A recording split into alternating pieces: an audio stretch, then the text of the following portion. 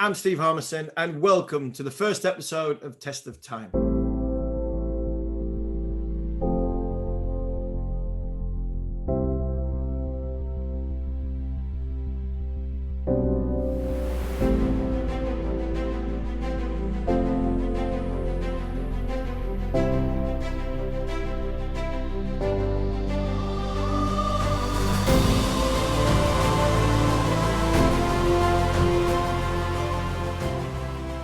Every week I will interview a top international cricketer and take them back on a memorable journey to a test match they'll never forget. We'll look at the build-up, we'll look at the characters in the dressing room and talk through the key moments of the test match. This week's guest on A Test of Time is a man who scored more runs for New Zealand than anybody else. In the last 15 years, he's consistently been in the top 10 of the ODI rankings, played in 2 World Cup finals, a brilliant middle order batsman. I'm delighted to be joined by Ross Taylor.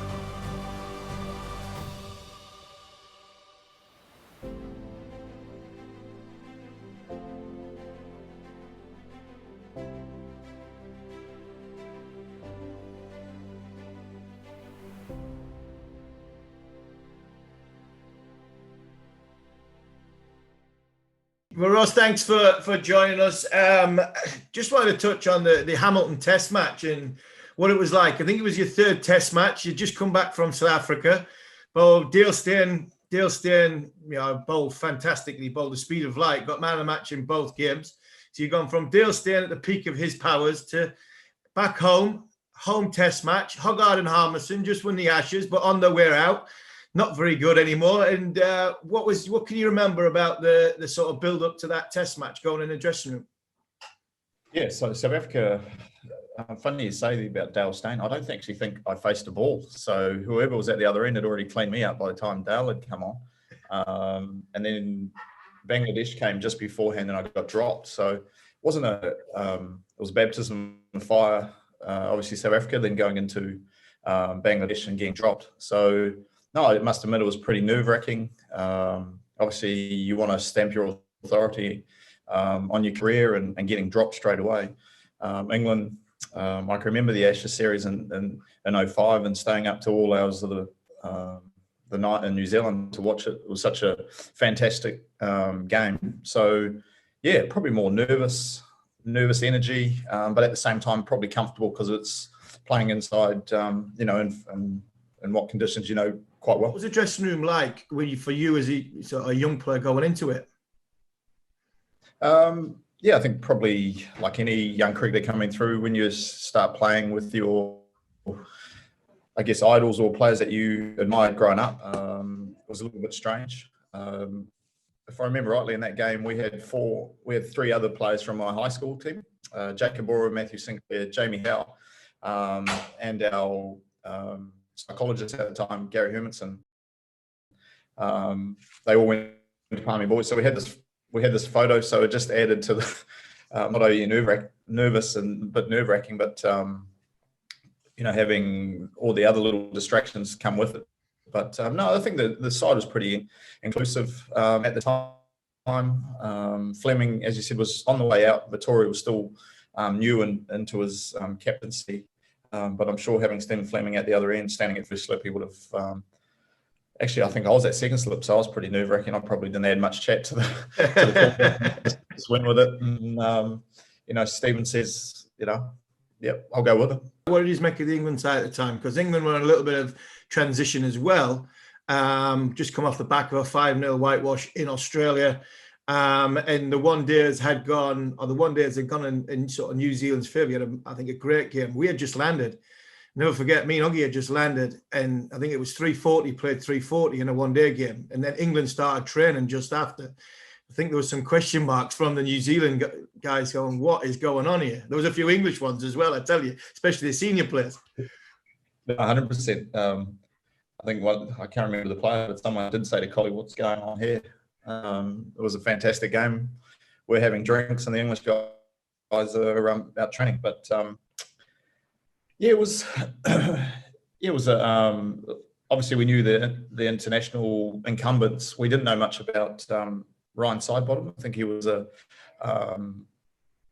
you know, a new player to the New Zealand public.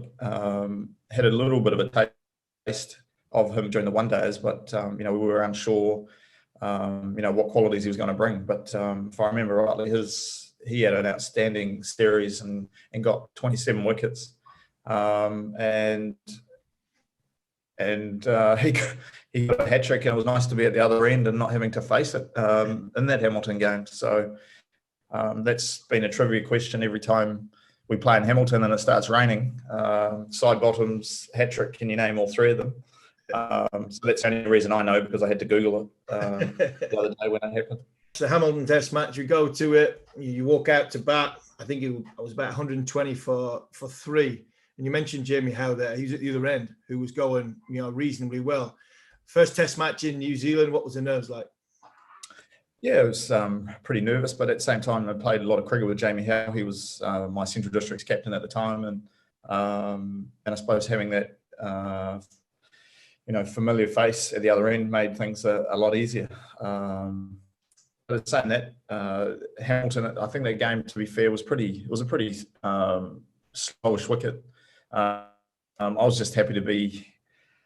I think Hogarth took the new ball, and I didn't really know what I was doing. I was just playing as many $1 million cover drives, and they were going over gully and third slip, and somehow got through the night.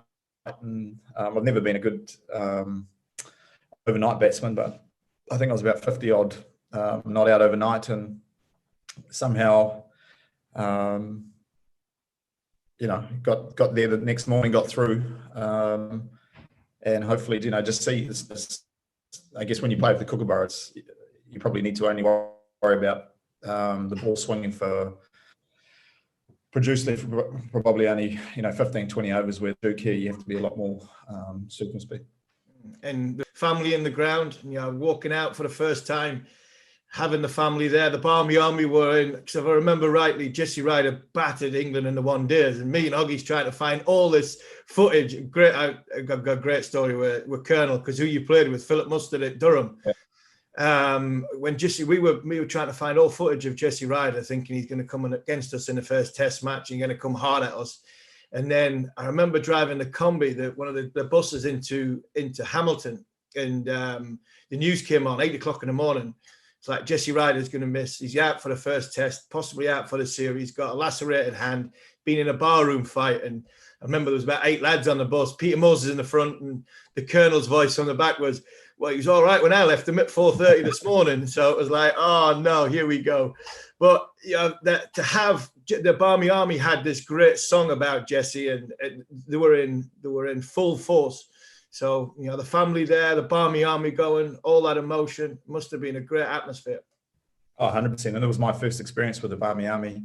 And to date, every time England have come out, I still feel like the 2008 tour was the best in terms of atmosphere. I think the New Zealand dollar getting stronger is probably hasn't helped the Barmy Army out as much, so we haven't had as many over the time. But why Jesse Ryder? I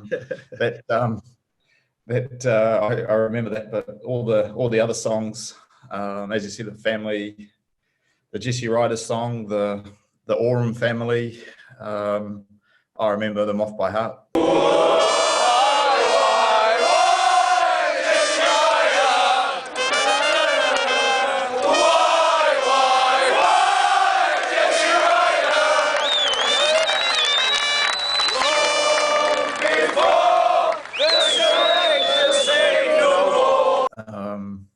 I still think the Tim Ambrose song is one of my favourites, and that, I don't know if you can remember. I can remember. I can the Ambrosia custard one. It's just they are brilliant. To be fair, they're brilliant. The game needs supporters like that, and it's probably the first time when you do go away, the smaller grounds. Not the big stadiums like MCG and Sydney, they get lost in them. But the smaller grounds, the big open, wide open spaces, I think that's what made it more special with the Barmy Army. Oh, 100%. And I think, you know, some of the smaller New Zealand grounds, there's probably, you know, 25 to 30% of the crowd are Barmy Army, which, you know, I suppose there's a bane against it. England have a leg up, I suppose, because they've got you're playing away from home, but the supporters are so vocal and waking up, that first session, even though they're a bit hungover, singing Royal Britannia and Jerusalem and all that stuff. It's fantastic to be a part of. And but in saying that, I'll never forget that the base reserve test after the Hamilton game. That was, I don't know if a lot more just arrived for the Wellington test, but the atmosphere that day would have to go down as one of the best atmospheres I've ever been a part of in a New Zealand test match at the base reserve. And we, I think that was the test match that Anderson and Broad had just come in as well. Yeah, there's one that me and Huggy were finally dropped from. There was a lot of question marks before that first Hamilton test. Was it going to be the end of Harmison and Hogarth? And it was. Preparation wasn't great. To the innings that you had, 120 of 235 balls, the times you were going through it, there was a couple of times where we broke through, England broke through, got a couple of wickets. But how many times in your career do you go back to that first 100, that first test match in New Zealand, to get you through difficult periods? Because there was passages in there thinking, right, we might have these now. These were 250 for 6 when you and McCullum were going, and we're thinking, right, if we get Ross Taylor here, we can bowl him out for less than 300. Yeah, and I think I had Vittori came in as well, so we had a good partnership just to get that over the, that 400 threshold. So we're still we can start dictating play a little bit more. But no, I think for me, my one-day career, I had I got 100 in my third ODI, and it made me believe. The belief that I got in my third test match, I think, cricket's about belonging and feeling like you belong at this level, and getting in your third test match just settled my nerves a lot more. If I had to wait 7, 8, 10 test matches before I got my first 100, then you start questioning whether you're good enough at this level. And then those doubts start creeping in, which as a batter, I'm sure as a bowler as well, is never good. But no, I was definitely fortunate enough to get that, I wouldn't say monkey off your back, but just to get that first one and be proud of it in front of family and friends at home. Definitely gave me a big confidence lift, because I always knew I could be a good, my one-day record at home was very good, but my test record or first class cricket wasn't quite as good. So that was nice to just sort of tick that off.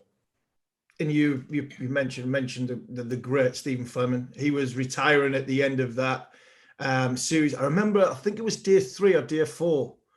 He came out in the media. He did the media for some reason. He came out in the media, and we were not, with New Zealand not sort of setting England 350, 360. I think we only had to chase something like 270.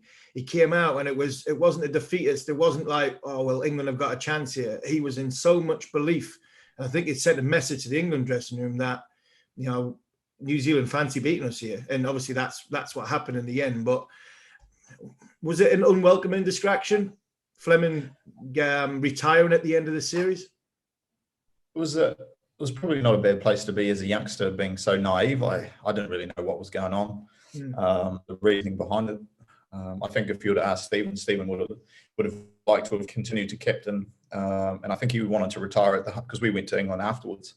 Yeah. I think with his affiliation with playing at Middlesex and Nottingham, I think if you were to ask him, I think that was his ideal finishing point, I suppose. But at the same time, there was that funny thing called IPL that came along, and the guys went for big money, and it was, now you look back on it, now IPL is just part and parcel of international cricket. Where back then no one knew what it was like. McCallum, 700,000 US, Vittori, Oram, 650s, 675. I think Fleming went for about 350. So all these numbers start coming up that, is this here to stay, is it sustainable? So I think all those factors played a part in Fleming's decision. But no, it was, I think after batting on it and after Sidebottom getting his hat trick and Monty Panesar sort of getting it to hold and turn a lot, I think we had a lot of confidence knowing that, I think we still had to go out and underside. I think we batted for 2 or 3 overs the next day just to drag it on day 5. but we thought, 290 is going to be extremely hard to get. It's whether we're good enough to get 10 wickets, in that allotted 80 odd overs, which, after getting those wickets early on, we gave ourselves a bit of belief and, knowing that we were a chance here. And after, you got, I think you got 470 first innings, a massive partnership at the end. That killed us, especially as bowlers with Vittori. And there wasn't much happening between the game. The pitch was placid. There wasn't a great deal. All of a sudden, Sidebottom actually got a hat-trick for England, but it did New Zealand a favour by fast-forwarding the game. Yeah, because I think in that situation, we probably would have, I just got out, those murmurs in the change room start happening. Do you set 320, 350? But as you said, 100%. It's funny how the game of cricket evolves, and for the better for us, really. Knowing that 270, 290, it's a ballsy decision to do that. But knowing the wicket was deteriorating quite a bit, starting off quite flat and whatnot, knowing that day 4 and 5 were always going to be quite low and slow, and a lot of the wickets in that fourth innings showed that. And then Kyle Mills goes and gets 4 for 16 with the new ball right at the very, very start. And I've always said, to be fair, hands up, it's a batsman's game. It is a batsman's game, but how can 120 first innings runs not get man of the match over 4 for 16? Did I get man of the match, did I? No, Kyle Mills got 4 for 16 and got man of the match. Oh, did he? Yeah, I was about to say. I suppose it was the easiest time to bat. I think if I did get it, if I got some runs in the second, I think it's just about being consistent, and I wasn't. But in all fairness, I mean, Kyle Mills probably didn't have the Test career that his talent deserved. But at that stage in his career, he was sort of just finding his feet. But no, it was his day. I can remember standing at second slip. That's how slow it was. I felt like I was at slip to a spinner. That's how close we were and how low and slow. And McCullum took some very good catches that day too. When did it get to you that, right, we've won this, we've got this, Barmy Army's gone silent, families in the crowd, first test match of the summer, my first test match of, my hopefully a long and what has been an illustrious career. When did it dawn on you that you were going to be celebrating and you're thinking, right, we've got one up against England? I think probably once we got Collingwood. I think we thought we're through here. Ambrose was still pretty new into his career, and Monty, the character he is, you always felt he was only slightly better than Chris Martin at times. But I think once we got Collie out, I think.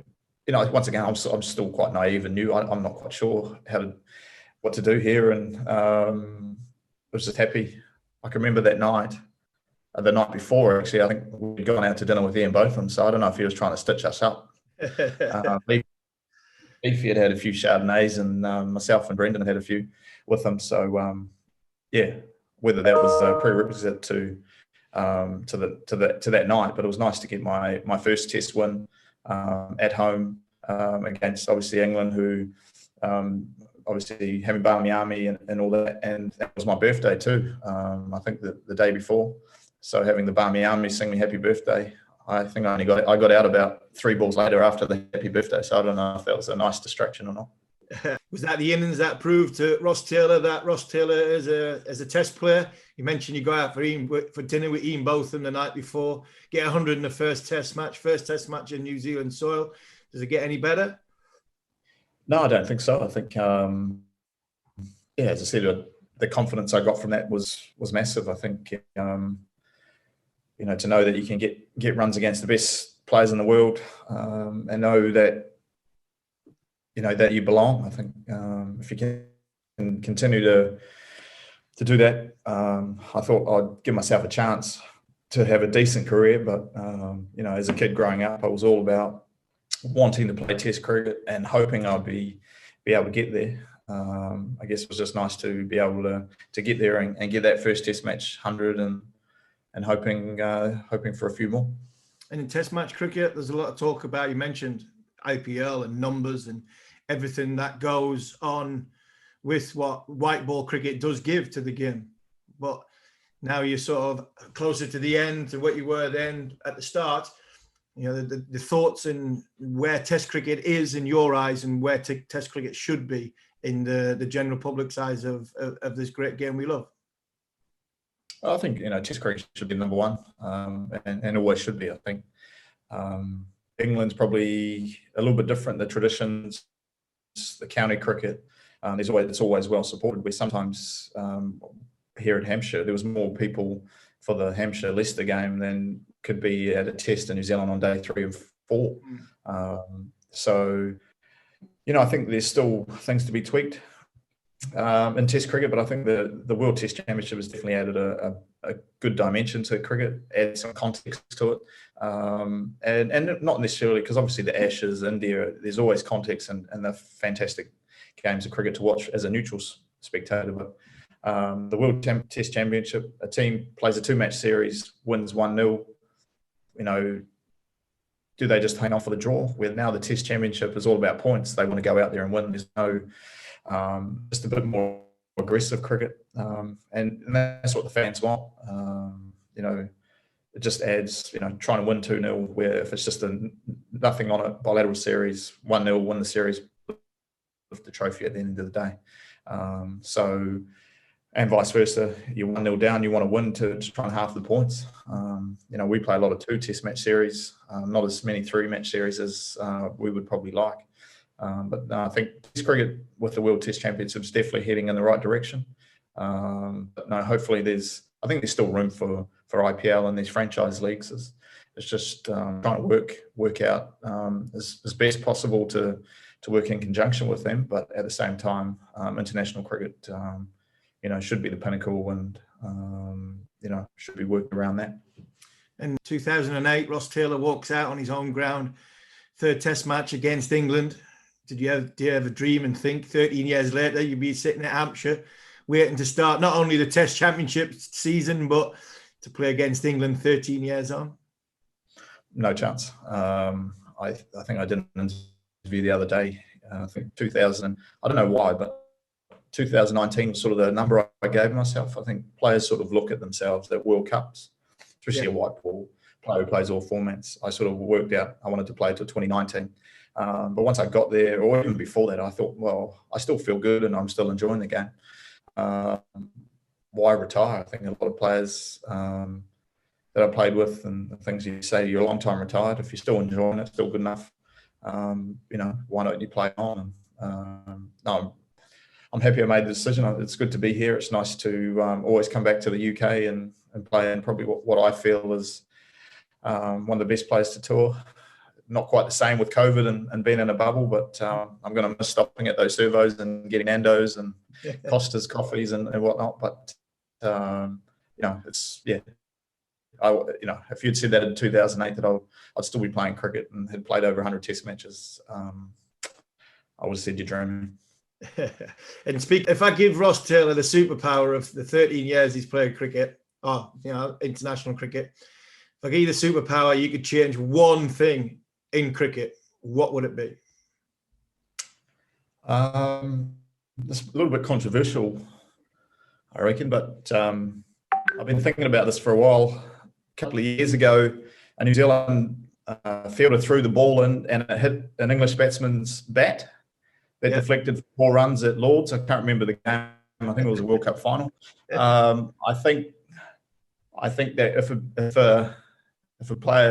hits a player's bat and goes to the boundary, it should be a dead ball. Dead ball. But I don't know. I'll leave that one up to you just to see whether you agree or not. I think it might go down well in New Zealand, but I don't think it might go down well in England. Ross, thanks very much for your time. I really appreciate it, and I wish you all the best, even from an Englishman. You played alongside you at Durham for a short period of time. You're one of the good guys of the game, and I really, really wish you all the best in the Test Championship. And not as well against England, but I hope Ross Taylor goes well.